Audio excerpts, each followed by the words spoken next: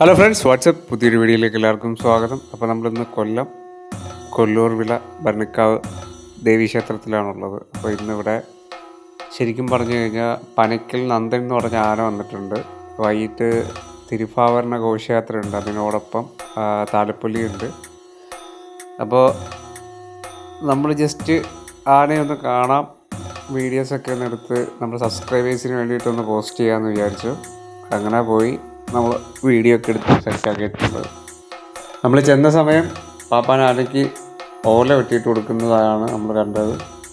ഇനി അങ്ങോട്ട് നമുക്ക് അവിടെ ഉത്സവ സീസൺ ആണല്ലോ, അപ്പോൾ അതുകൊണ്ട് തന്നെ നമ്മൾ മാക്സിമം ഇനി ഉത്സവ സീസൺ നമുക്ക് ചുറ്റുമുള്ള അമ്പലങ്ങൾ അല്ലെങ്കിൽ നമുക്ക് ചേരാൻ കഴിയുന്ന അമ്പലങ്ങൾ, അവിടെയുള്ള ഉത്സവപ്പറമ്പിലുള്ള ആന, ഇതിൻ്റെയൊക്കെ വീഡിയോസാണ് നമ്മൾ ഇനി അങ്ങോട്ട് കണ്ടൻ്റായിട്ടിടുന്നത്.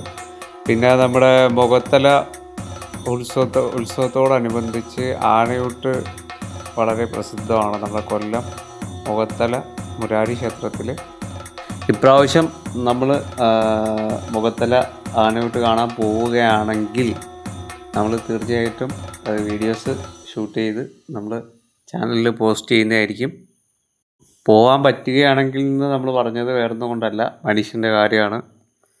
നാളെ രാവിലെ കണ്ണ് തുറന്നു എന്ന് പറയാം എന്ന് പറയുന്നത് പോലെയാണ് ഓരോ മനുഷ്യരുടെയും ലൈഫ്.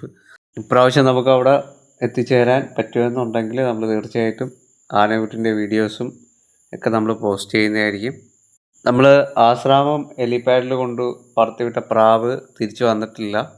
പിന്നെ നമ്മൾ കൊണ്ടുപോയി വിട്ട മെയിൽ പ്രാവിൻ്റെ ജോഡി ഫീമെയിൽ നമ്മുടെ അടുത്ത് തന്നെ ഉണ്ട്. അതിനെ നമ്മൾ ജസ്റ്റ് ഇടയ്ക്കൊരു ഡെമോ പോലെ നമ്മൾ ആശ്രാമത്ത് കൊണ്ട് വിട്ടിട്ടുണ്ടായിരുന്നു. അത് തിരിച്ച് നമ്മുടെ ലോഫ്റ്റിൽ വന്നിട്ടുണ്ട്.